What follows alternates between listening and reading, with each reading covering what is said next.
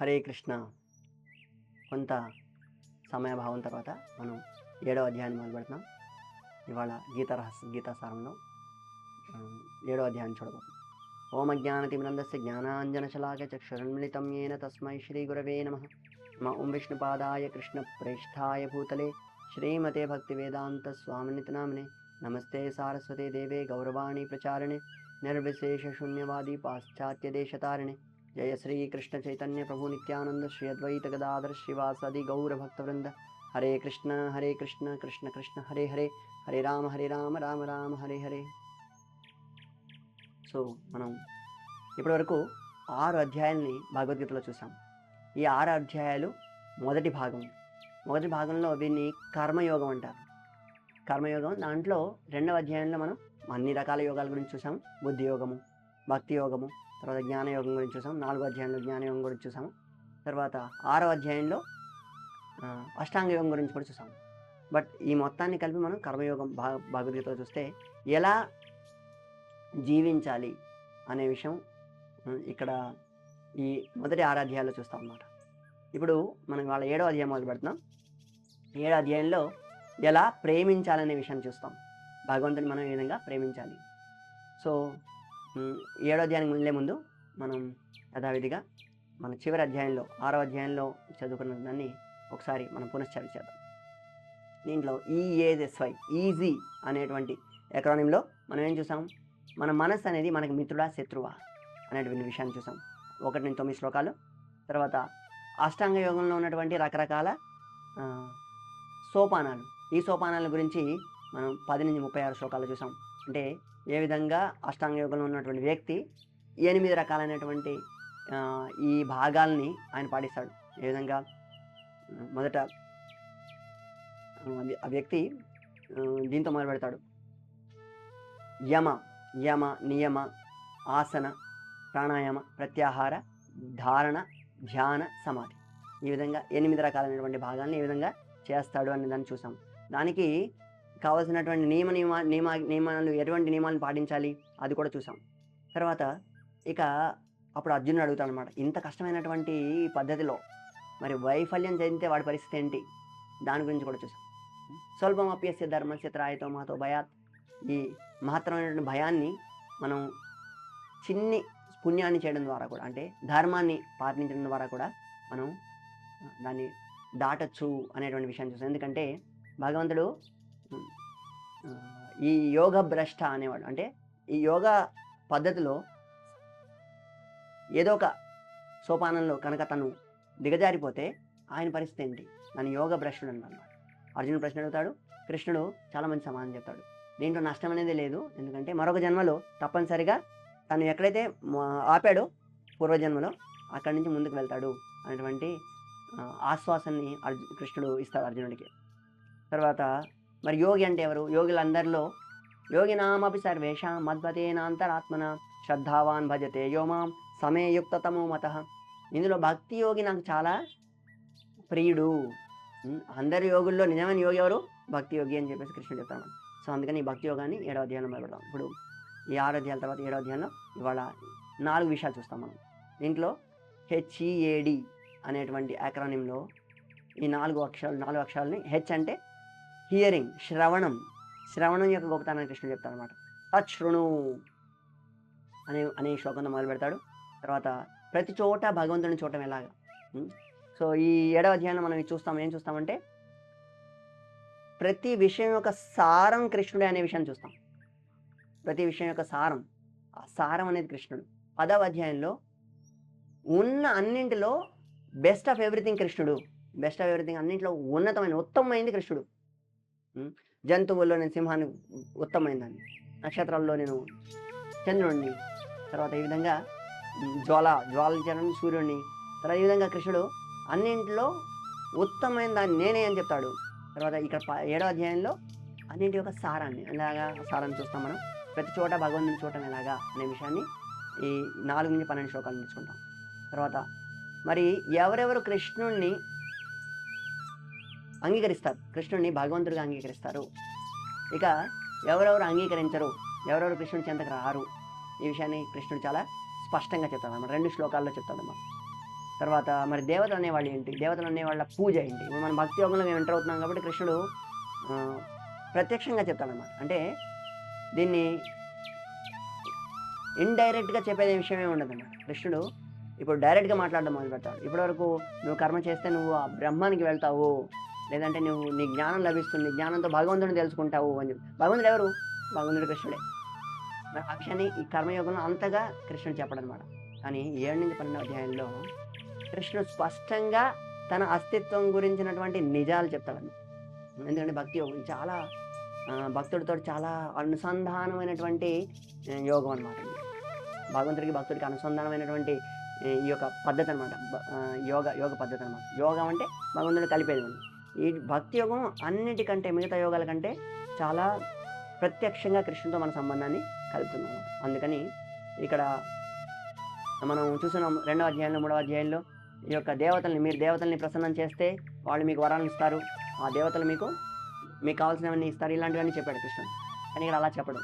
మరి 20-30 శ్లోకాల్లో దేవతల గురించి ఏం చెప్తున్నాడో చూస్తాం. అది కూడా 7వ అధ్యాయం. సో ఇలా 4 భాగాల్లో చూస్తాం ఈ భక్తి యోగంలో 7వ అధ్యాయాన్ని. అంటే భగవద్గీతలో 7వ అధ్యాయాన్ని భక్తి యోగం మొదలు పెడుతున్నాం. సో దీన్ని ఈ 7వ అధ్యాయం మొదటిది శ్రవణం, హియరింగ్. సో ఈ వినడం అటువంటి విషయాన్ని 3 శ్లోకాలు కృష్ణుడు అర్జునుడు చెప్తున్నాడు. సో ఈ 3 శ్లోకాలు చూద్దాం. ఎందుకని వినడం అనేది ఎందుకంత ముఖ్యమైనది అనే విషయం చూద్దాం. సో 6వ అధ్యాయం మరియు 7వ అధ్యాయం మధ్యలో సంబంధం ఏంటి అనేది చూస్తున్నాం. సో 6:47 చివరి శ్లోకం ఏదైతే ఉందో ఆ శ్లోకం ఏం చెప్తా ఉంది? నన్ను భక్తితో ఎవరైతే ఆలోచిస్తాడో ఆ యోగి ఉత్తమమైనటువంటి యోగి. ఎప్పుడు తన హృదయంలో నన్ను ఎప్పుడు కూడా చూస్తుంటాడు, హృదయంలో ఎప్పుడు నన్నే స్మరిస్తుంటాడు అనేటువంటి విషయంతో మొదలుపెట్టాడు అనమాట.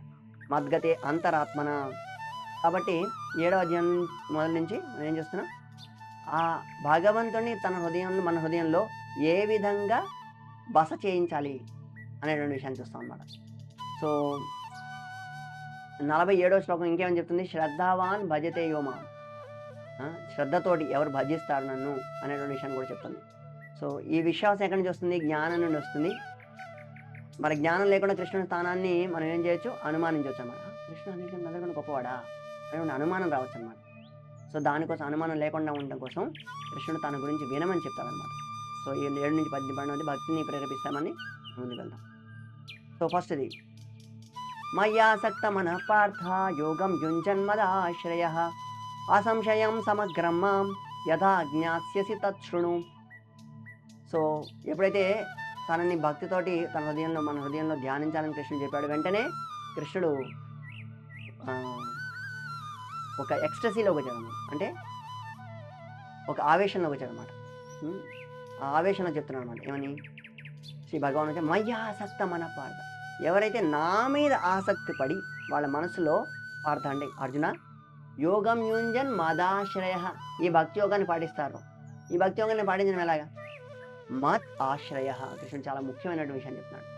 నన్ను ఆశ్రయాన్ని పొంది ఈ భక్తి యోగాన్ని ఎవరైతే పాటిస్తారో అసంశయం సమగ్రమాం యథా జ్ఞాస్యసి తచ్ఛృణు.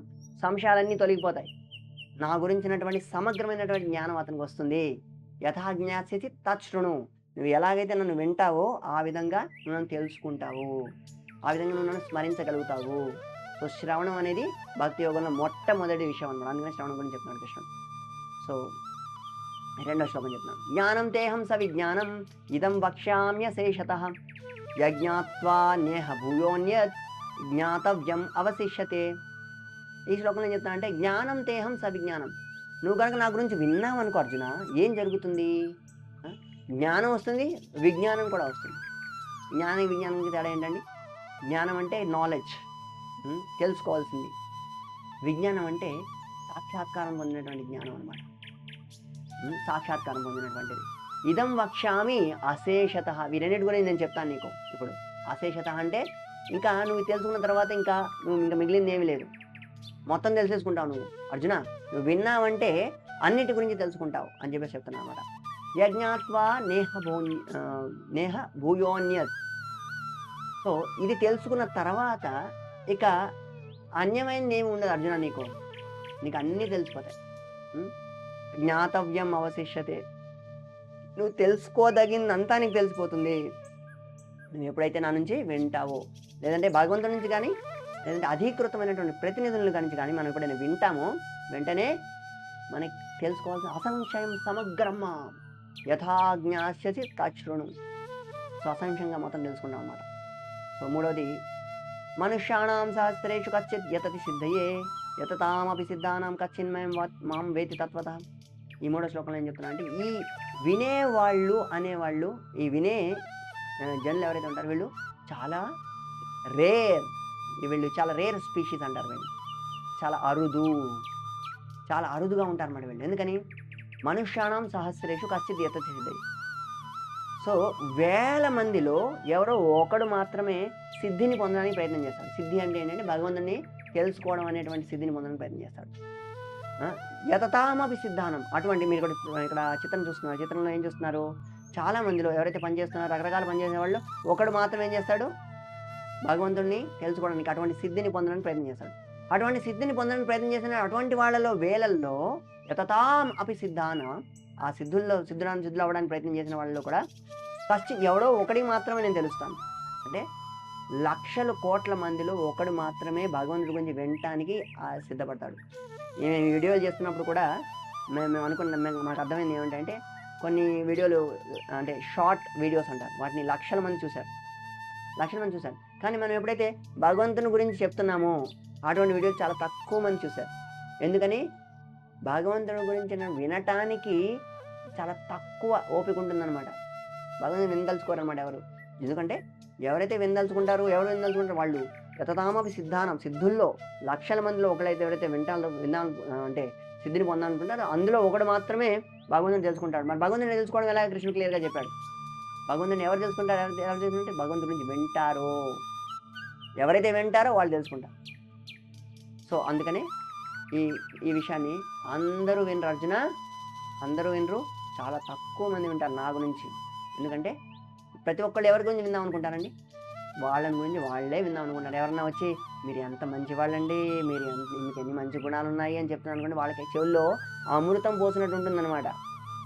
అమృతం పోసిన వాళ్ళు పొగడుతూ ఉండండి, మీరు 24 గంటలే పొగడండి, నో ప్రాబ్లం, మేము హ్యాపీగా వింటాం. కానీ కృష్ణుడి గురించి చెప్పండి, నెక్స్ట్ వీడియో సరే కృష్ణుడి గురించి ఓకే, నెక్స్ట్ వీడియో అని వెళ్ళిపోతుంటారు. అందుకని వీళ్ళు లక్షల్లో ఒకడు సిద్ధిని పొందలుచుకుంటే అందులో ఒకడు మాత్రం కృష్ణుని పొందుతాడు. అంత అరుదు అనమాట, భక్తులు అనేవాళ్ళు అంత అరుదు అనమాట. ఓకే, ఇక రెండో విషయం వచ్చేసి ఎవ్రీవేర్, భగవంతుడిని సర్వతః చూడటం ఎలాగా అనేటువంటి విషయం. 4 నుంచి 12 విషయాలు.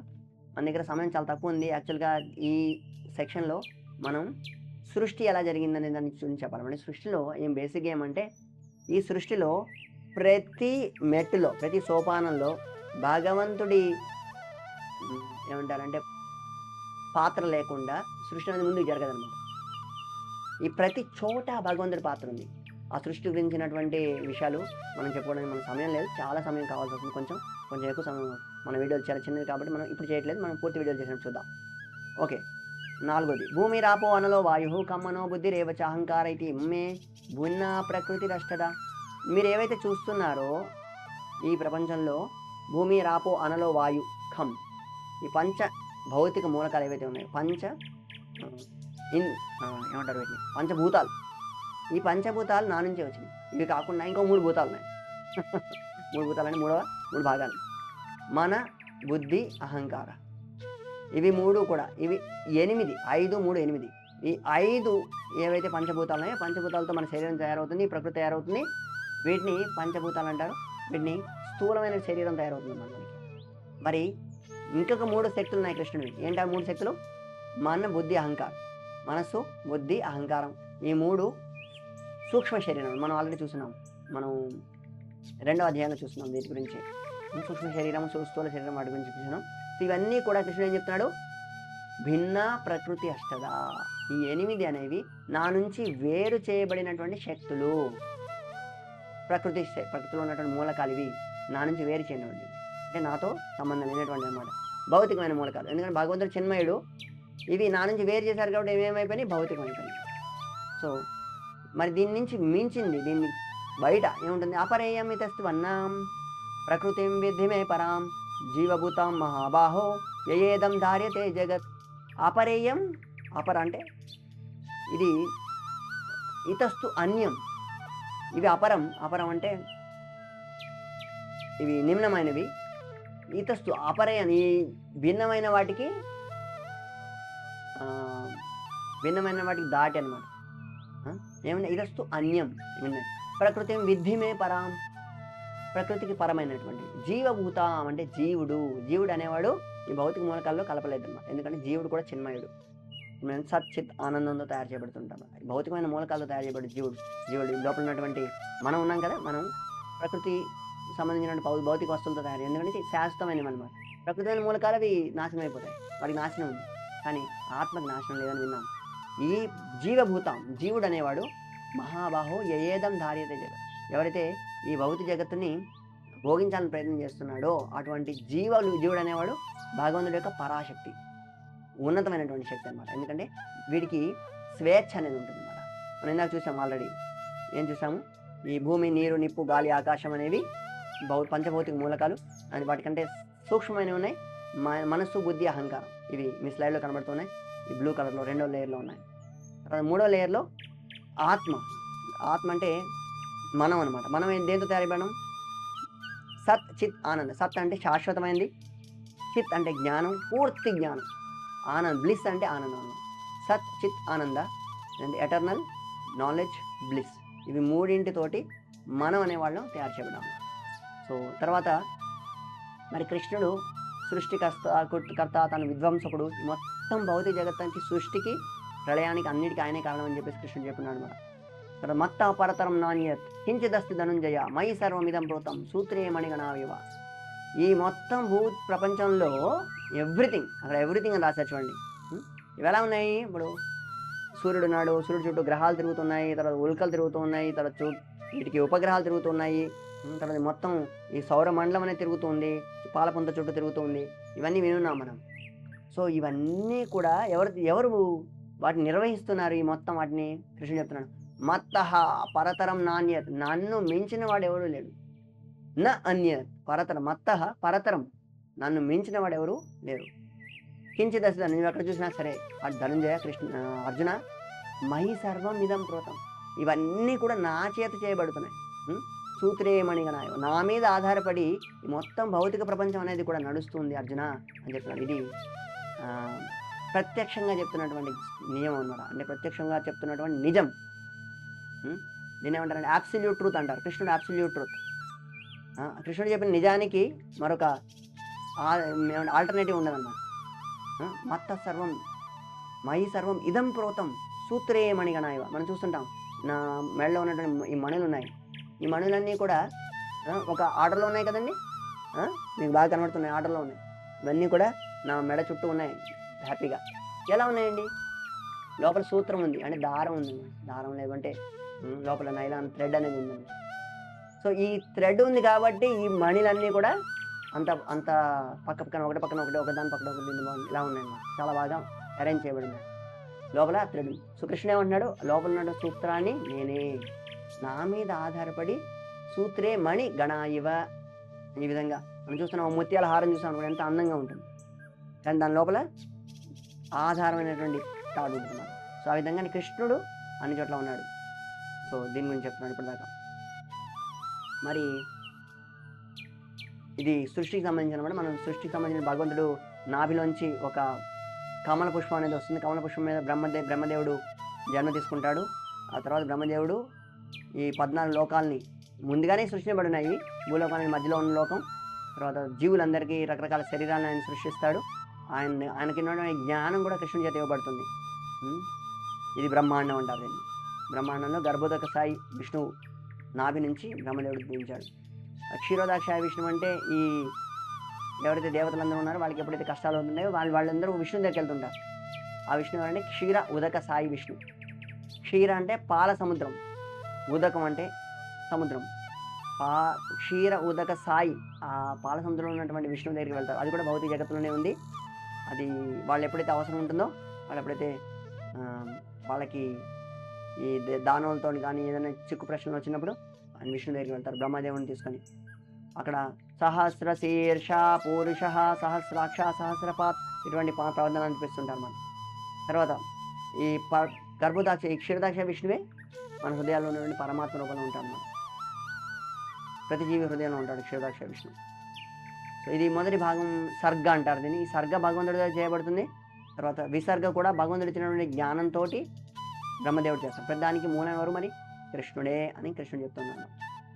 వేణుం కొణంతమరవింద దళాయతాక్షం బర్హావతం సమసితాంబుద సుందరాంగం కందర్పకోటి కమనీయ విశేష శోభం గోవిందమాది పురుషం తమహం భజామి.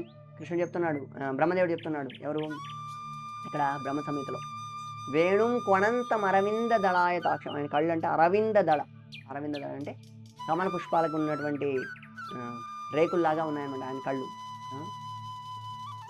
వేణుం కొణంతం ఆయన మురళిని వాయిస్తున్నాడు. అరవింద దళాయతాక్షం బర్హావతం సమసితాం. ఆయన తల మీద ఎప్పుడు ఏముంది? నెమలి పింఛం అనేది ఉంది. బర్హావతం సమసితాం అంబుద సుందరాంగం. ఆయన శరీరం ఎలా ఉందా? అంబుద. అంబుద అంటే మేఘం అన్నమాట. తాజాగా వచ్చినటువంటి నీలి మేఘం ఎలా ఉంటుందో ఆ మేఘం లాంటి వర్ణంలో ఆయన శరీరం. అంబుద సుందరాంగం కందర్ప కోటి కమనీయ విశేష శోభం. మీరు చూసే ఉంటారు ఇటువంటి చిత్రాన్ని. ఎన్నిసార్లు చూసినా సరే భగవంతుని రూపం వైపు మనం ఆకర్షితం అయిపోతుంటాం అన్నమాట. ఇటువంటి మనం కాదు, కందర్ప కోటి కోట్ల మన్మతులు కూడా కృష్ణుడికి ఆకర్షితం అయిపోతుంటాము. సో ఈ విధంగా కృష్ణుడు వీటన్నిటిని సృష్టిస్తాడు. సో ఇదే జ్ఞానాన్ని మనం పరంపరలో బ్రహ్మ, నారదముని, తర్వాత మధ్వాచార్య, ఈ విధంగా రకరకాల ఆచార్యుల ద్వారా మనం వస్తున్నాం. సో దీని తర్వాత కృష్ణుడు ఏం చెప్తాడంటే ఈ 3-4 శ్లోకాల్లో అన్ని చోట్ల నన్నే ఏ విధంగా నువ్వు చూడొచ్చు, ఈ మొత్తం ప్రపంచంలో నేనే ఉన్నాను అన్ని చోట్ల అనేది కృష్ణుడు చెప్తాడు.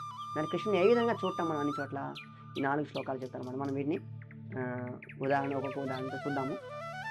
మొదటి శ్లోకాలు మనం చూద్దాం. రసోహమప్సు కౌంతేయ. ఈ నీళ్లలో ఉన్నటువంటి రసాన్ని, మన ఏదైనా వస్తువు చాలా రుచిగా ఉందనుకోండి, ఆ రుచి ఎక్కడి నుంచి వస్తుంది? దాంట్లో ఉన్నటువంటి ద్రవ పదార్థం నుంచి వస్తుంది, నీటి నుంచి వస్తుంది. మనం దప్పికగా ఉన్నప్పుడు నీళ్లు తప్పించి పాలు ఇచ్చామనుకోండి, ఏమవుతుంది? పాలొద్దు, నీళ్లు కావాలి. ఎందుకంటే నీళ్ళలో ఆ రుచి ఉందన్నమాట. సో ఆ రుచి రసం నేనే అనమాట. నీళ్ళలో ఉన్నటువంటి రుచిని నేనే. ప్రభాస్మి శశి సూర్యయో. చంద్రుల్లో సూర్యుల్లో ఉన్నటువంటి వెలుగు నేనే. ప్రణవ సర్వ వేదేషు. వేద మంత్రాలు అనేవి ఓంకారం లేకుండా ఉండవు, ప్రణవం. ఆ ఓంకారాన్ని కూడా నేనే. శబ్దకే పౌరుషం దిశు. ఈ ఆకాశంలో ఉన్నటువంటి శబ్దం ఏదైతే ఉందో ఆ శబ్దాన్ని నేనే. పౌరుషం ఋషు. పురుషుల్లో ఉన్నటువంటి శక్తిని నేనే. పుణ్యోగంధ పృథివ్యాంచ. మనం కొత్తగా వర్షాలు పడినప్పుడు భూమి నుంచి మంచి గంధం వస్తుంది, సుగంధం. ఆ సుగంధాన్ని నేనే. పృథివ్యాంచ తేజస్తాస్మి విభావసౌ. సో వీటన్ని ఉదాహరణలన్నీ మనం చిత్ర రూపంలో చూద్దామండి. జీవనం సర్వభూతేషు. అన్ని రకాల జీవుల్లో జీవనాన్ని నేనే.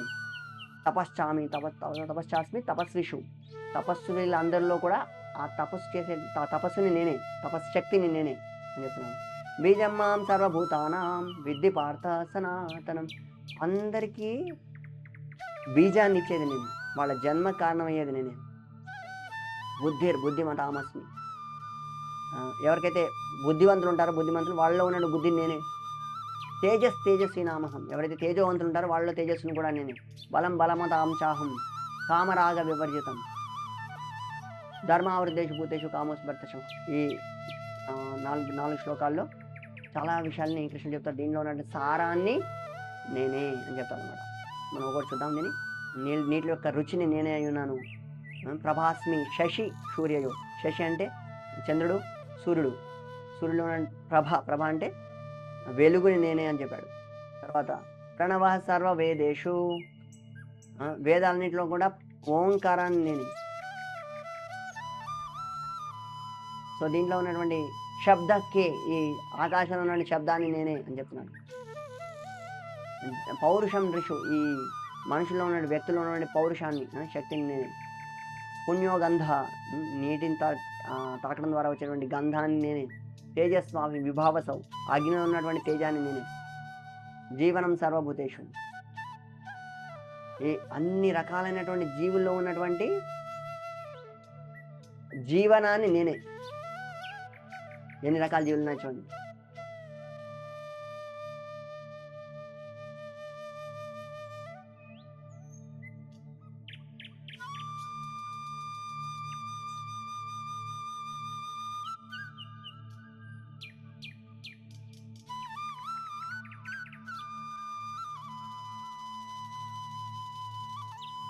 తపశ్చాస్మి తపస్విషు, తపస్సుల్లో ఉన్నటువంటి తపస్సు నేనే. బీజమాం సర్వభూతానం, వీళ్ళందరికీ రకరకాల జీవులకి బీజాన్ని నేనే. తర్వాత బుద్ధిమతామస్మి, న్యూటన్కి ఆ యాపిల్ పండు పడినప్పుడు న్యూటన్ సూత్రాలు చేయబడిన బుద్ధిని కూడా నేనే ఇచ్చానని చెప్తున్నాను. తేజస్తాస్మి విభావసౌ, తేజస్వి నామహం, ఈ మనిషిలో ఉన్న తేజాన్ని బలాన్ని అది కూడా నేనే. బలాన్ని ఆయనే, తేజం కూడా ఆయన, అంటే ఏదైతే ఆకర్షణీయమైన శక్తి ఉంటుందో అది కూడా నేనే అంటున్నాను. బలం బలవతాం చాహం, రాజుల్లో ఉన్నటువంటి శక్తిని నేనే. కామరాగ వివర్జితం, ధర్మావృద్ధేషు భూతేషు కామోస్మి భరతర్షవ, ఈ ధర్మ నియమాలకి వ్యతిరేకం కానటువంటి కామాన్ని కూడా నేనే అని చెప్తున్నాడు కృష్ణుడు. సో ఈ విధంగా 14 ఉదాహరణలతో చెప్పాడు కృష్ణుడు. సో వీటన్నిటి ద్వారా మనం చూడాల్సింది ఏంటి, అన్ని చోట్ల సర్వవ్యాపి అయినటువంటి భగవంతుని చూడటం ఎలాగ. సూర్యుని చూసినా, చంద్రుడిని చూసినా, లేదంటే మనం మంచినీళ్ళు తాగినా, మంచినీళ్ళు తాగితే ఏమవుతుంది, మన దాహం తీరుతుంది. అప్పుడు ఏమనుకోవాలి, అక్కడ రాయాలన్నమాట మనం ఏమని, రసోహం అప్సు కౌంతేయ, అప్సు అంటే నీళ్లు, దీంట్లో ఉన్న రసాన్ని నేనే అని చెప్పి మనం ఒకటి హెడ్డింగ్ పెడతాం, మా సెంటర్లో పెడతారన్నమాట. తర్వాత మరి ఎవరు నన్ను అంగీకరిస్తారు, ఎవరు తిరస్కరిస్తారు, ఈ 4 శ్లోకాల్లో, 13 నుంచి 19 శ్లోకాల్లో, అంటే 7 శ్లోకాల్లో కృష్ణుడు 7 శ్లోకాలు ఎవరు వాళ్ళలో ఇంకా కొన్ని స్పెషల్ వ్యక్తుల గురించి, అంటే ప్రత్యేకమైన వ్యక్తుల గురించి కూడా కృష్ణుడు చెప్పాడు అన్నమాట. వీటిని చూద్దాం. కృష్ణ 13వ శ్లోకంలో ఏం చెప్పాడంటే, త్రిభిగ్ గుణమయే భావై ఏభి సర్వం ఇదం జగత్ మోహితం నాభిజానాతి మామేభ్య పరమవ్యయం. సో ఈ 3 గుణాలతోటి ఇక్కడ ఉన్నటువంటి ప్రజలందరూ కూడా వాళ్ళు ప్రభావితం అవుతారు అని కృష్ణుడు చెప్తున్నాడు. త్రైభిగ్ గుణమయే భావై సర్వం ఇవం, ఈ మొత్తం జగత్ అంతా కూడా ఈ 3 గుణాల ప్రభావంలో ఉన్నారు అని చెప్పేసి కృష్ణుడు చెప్తున్నాడు. మోహితం, దీని గుణాల వల్ల మోహపడి వీళ్ళెవరు నన్ను తెలుసుకోలేరు అని చెప్తున్నాడు అన్నమాట. మామేభ్య పరమవ్యయం, నన్ను చూడలేరు వీళ్ళు అని చెప్తున్నాడు. మరి ఏ విధంగా ఈ 3 గుణాల నుంచి బయటికి రావచ్చు అది కూడా చెప్పాడు. దైవిహేష గుణమయీ మమ మాయా దురత్యయ మామేవయీ ప్రపద్యంతే మాయా మేతాంతరంతితే. ఈ 3 గుణాల నుంచి బయటికి రావడం ఎలాగా, మాయ, ఈ 3 గుణాలనే మాయ. చూడండి, 3 గుణాల్లో ఉన్న వాళ్ళకి ముగ్గురికి ఒక్కొక్కటి వాళ్ళకి నచ్చుతుంది అన్నమాట, ఒక్కొక్క విషయం వాళ్ళకి నచ్చుతుంటుంది. సత్వగుణం ఉన్న వాళ్ళకి మంచి ప్రకృతికి రమణీయమైనటువంటి స్థానాలకు వెళ్ళాలనుకుంటారు. రజోగుణంలో ఉన్న వాళ్ళకి వాళ్ళు డీజే ముందుకు వెళ్ళి డాన్స్ చేద్దాం అనుకుంటారు. తమో గుణంలో వాళ్ళు మద్యం తాగేసి నిద్రపోదాం అనుకుంటారు. వాళ్ళకి వాళ్ళ సాధనాలు వేరే వేరే ఉన్నాయి, వాళ్ళకి ఆనందం ఇచ్చేటువంటి విషయాలు వేరే వేరే ఉన్నాయి. మరి వీటిని జయించడం ఎలాగా, ఈ 3 గుణాలకి ప్రభావితమై ఈ విధమైనటువంటి లోటుకి పాలవుతున్నారు వాళ్ళు. మరి వీళ్ళకి బయటకు రావడం ఎలాగా, మై దైవీయేష గుణమయి, ఈ గుణాల నుంచి బయటకు రావడం ఎలా అంటే మమ మాయా దురత్య, చాలా కష్టం. కృష్ణుడు ఏం చెప్తున్నాడు, ఈ గుణాల నుంచి బయట రావడం అనేది దురత్యయ అనేది చాలా కష్టమైన విషయం, చాలా కష్టమైన, కృష్ణుడే చాలా కష్టమైన విషయం అని చెప్తున్నాడు. అంటే ఏంటి అర్థం, బయటికి రావడం అనేది అసాధ్యం. మరి బయటికి రావడం ఎలాగా, ఏం చెప్తారు, మామేవయే ప్రపద్యంతే, ఎవరైతే నా శరణాన్ని తీసుకుంటారో, మామేవయే ప్రపద్యంతే మాయామేతాంతరంగితే, మాయ నుంచి వాళ్ళు బయట రాగలరు ఎవరైతే కృష్ణుని శరణాగతిని తీసుకుంటారు. అందుకనే నేను భక్తి యోగం అంటారు అన్నమాట. మరి ఎవరెవరు కృష్ణుడి శరణానికి వెళ్తారు అనేటువంటి 4 కృష్ణుడి శరణానికి వెళ్ళేవాళ్ళు, 4 రకాల పుణ్యాత్ములు, 4 రకాల దుష్టులు కృష్ణుడి దగ్గరికి వెళ్ళరు. కృష్ణుడు చెప్పామంటేనే భగవద్గీత అండి అని వెంటనే పక్కన మొహం పెట్టేస్తారు. వాళ్ళెవరు వీళ్ళెవరు అదే గురించి 4 కృష్ణుడి చెంత చేరేవాళ్ళు, 4 కృష్ణుడి చెంత చేరని వాళ్ళ గురించి చెప్పాడు కృష్ణుడు. నమాం దుష్కృతి నో మూఢా ప్రపద్యంతే నరాధమా మాయయా అపహరిత జ్ఞాన ఆసురీం భావమాశ్రిత. కృష్ణుడు ఏం చెప్తున్నాడు, 4 మన దగ్గరికి రాదు. ఎవరు వాళ్ళు, మూఢ అంటే వాళ్ళు ఓన్లీ కార్యం చేద్దాం అనుకుంటారు అంతే, ఈ పని చేయాలి డబ్బులు సంపాదించాలి అంతే, ఇంకేం అవసరం లేదు. దానికి మంచి చేస్తున్నామా చెడు చేస్తున్నామా వీటటువంటి తెలియదు అనమాట. వీళ్ళు మూఢులు అంటారు. వాళ్ళకి కావాల్సింది దొరుకుతుందా లేదా చూస్తారంతే. తర్వాత నరాధమ, ఈ 4 కేటగిరీలు అనమాట. ఈ 4 గురించి మనం లోతుగా చూడటం అనేది ఇప్పుడు సాధ్యం కాదు. నరాధమ అంటే నరులందరిలో కూడా అధములైన ఆల్మోస్ట్ జంతువులు అనమాట వాళ్ళు. వీళ్ళు భగవంతుడి దగ్గరికి రారు. మరి మాయ అపరత జ్ఞానం ఉంది వాళ్ళకి, కానీ వాళ్ళ జ్ఞానం అనేది ఎవరి వల్ల దొంగతనం చేయబడింది, మాయ ద్వారా దొంగతనం చేయబడింది అనమాట. సో వాళ్ళు భగవంతుడి దగ్గర రారు. ఆసుర్యం, ఎవరైతే నాస్తికులు ఉంటారు చూసారా, వీళ్ళు అసురులు అంటారు. వీళ్ళు భగవంతుని చెంతకు రారు. మరి నలుగురు భగవంతుని చెంతకు వచ్చేవాళ్ళు ఎవరు? ఆస్తికులు అంటారు వీళ్ళని. చతుర్విధా భజంతే మాం జనా సుహృతినో అర్జున. ఆర్థో అర్థార్థి జిజ్ఞాసు జ్ఞాని చ భరతర్షభ. ఆర్థో అంటే ఆవేదనలో ఉన్నవాళ్ళు. తర్వాత అర్థార్థి, జిజ్ఞాసు. జిజ్ఞాసు అంటే ఇదేంటి భగవంతుడి గురించి, ఏంటి భగవద్గీత అసలు ఏమి ఇచ్చారు, ఇంతమంది భగవద్గీత గురించి ఎందుకు చెప్తున్నారు? మీరు యూట్యూబ్ చేసినందుకు చాలామంది భగవద్గీత గురించి చెప్తుంటారు. మరి భగవద్గీత ఎందుకు చెప్తున్నారు? అటువంటి జిజ్ఞాస కలిగిన వాళ్ళు భగవంతుని దగ్గరికి వస్తారు. ఆర్థో జిజ్ఞాసు, అర్ధార్థి మరి ధనం కావాల్సిన వాళ్ళు వస్తారు. జ్ఞానిచ వర్షం, ఇలా ఈ విధంగా ఆవేదనలో ఉన్న వాళ్ళు, రకరకాల ఆవేదనతోటి వాళ్ళు కృష్ణుడి దగ్గరికి వస్తారు.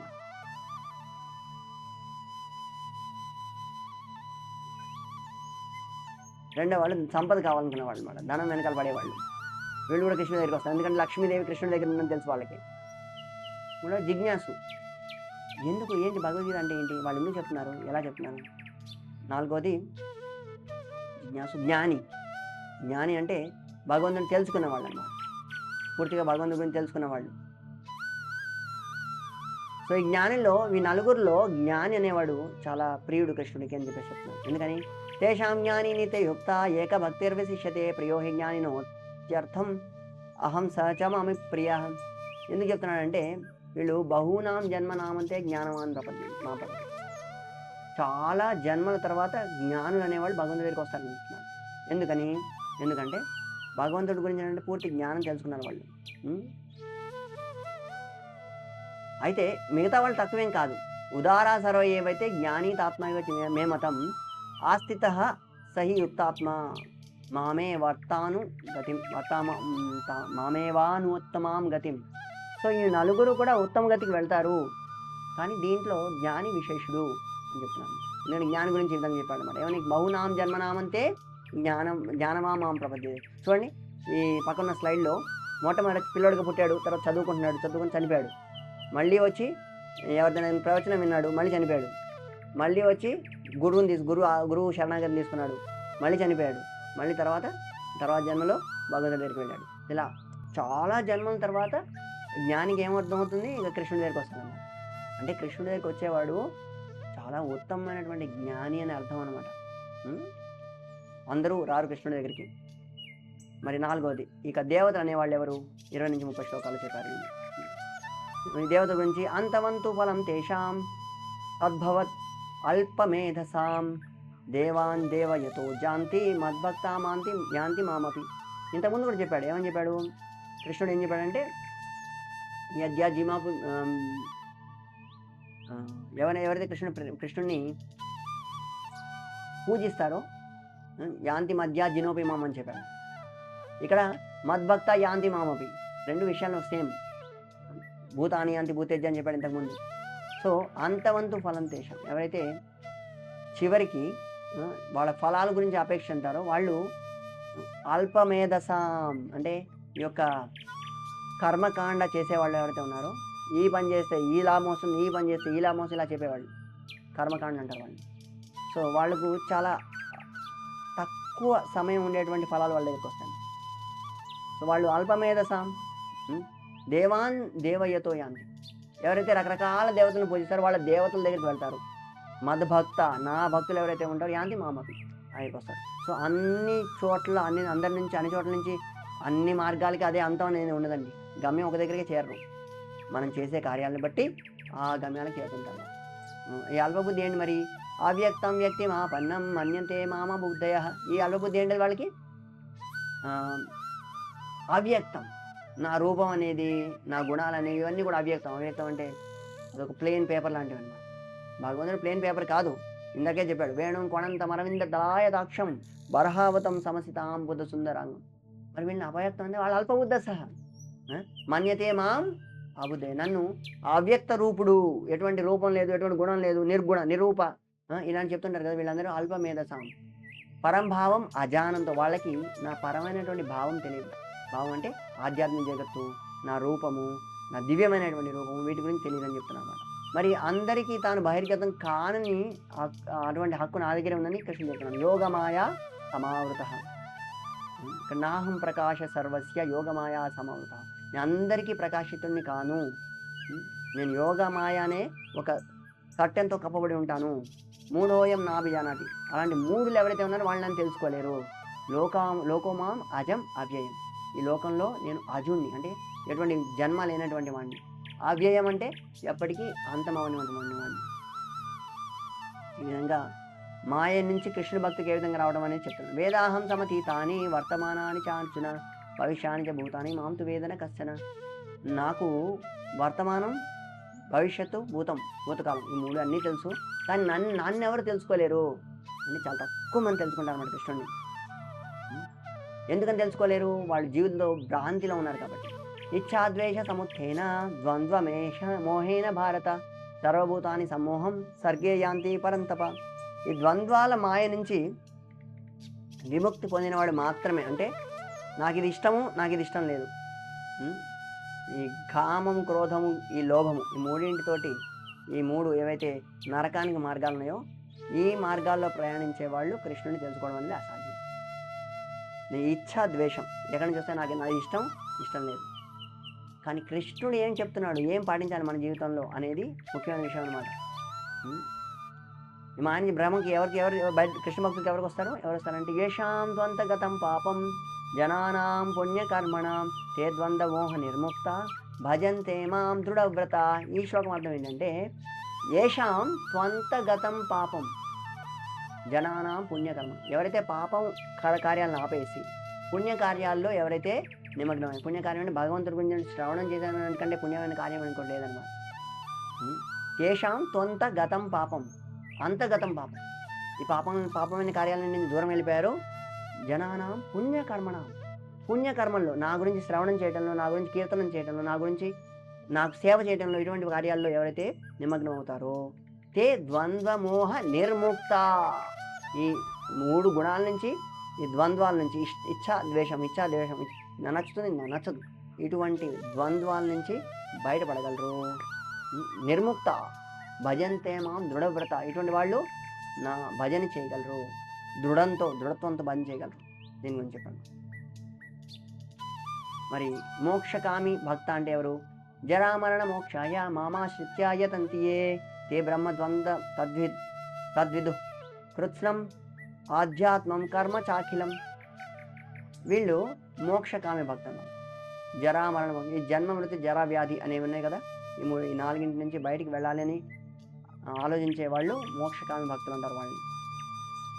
మరి 30 శ్లోకంలో ఎవరు నన్ను తెలుసుకునేవాళ్ళు ఎవరు? తెలుసుకునేవాళ్ళు అంటే అధిభూత, అధిదైవ, అధియజ్ఞ, ఈ మూడింటి గురించి తెలుసుకునేవాళ్ళు. అంటే భగవంతుడే అన్నిటికీ మూలము, అధిభూత, అన్నిటికీ భౌతిక జగత్తుకి అధిపతి ఆయనే, అధిదైవ, దేవతలందరికీ ఆయనే అధిపతి, అధియజ్ఞ, యజ్ఞాలకు కూడా ఆయనే పతి, అన్నింటినీ. సో ఈ మూడింటిని ఎవరైతే తెలుసుకుంటారో వాళ్ళు భగవంతుడిని సంపూర్ణ భావనలో ఉంటారు అన్నమాట. 7వ అధ్యాయంలో 6 రకాలైనటువంటి భక్తుల గురించి చెప్పారు. ఏమని చెప్పారు? ఒకటి ఆర్తో, జిజ్ఞాసు, అర్థార్థి. మరి 4వ వాడు మోక్షకామి. మోక్షకామి అంటే ఈ మోక్షాన్ని పొందాలనుకున్నవాడు అనమాట. కృష్ణుడు అని తెలిసినవాడు, జ్ఞాని గురించి అనమాట. మరి 1 నుంచి 19 శ్లోకాల్లో కేవల భక్తి గురించి చెప్పారు. మొదటి ఎవరైతే వింటారో వాళ్ళు కేవలం భగవంతుడి భక్తిలో ఉన్నారు. 19వ శ్లోకంలో కూడా కేవల భక్తి గురించి చెప్పారు. సో ఈ విధంగా 4 భాగాలు ఉన్నాయి ఈ అధ్యాయంలో. ముందు శ్రవణం చేయడం, అన్నిటిలోని భగవంతుని తెలుసుకోవడం అనేది శ్రవణంతో మొదలవుతుంది. శ్రవణం చేస్తే ఏ విధంగా మనం పూర్ణత్వాన్ని పొందొచ్చు శ్రవణంతోటే అని చెప్పేసి.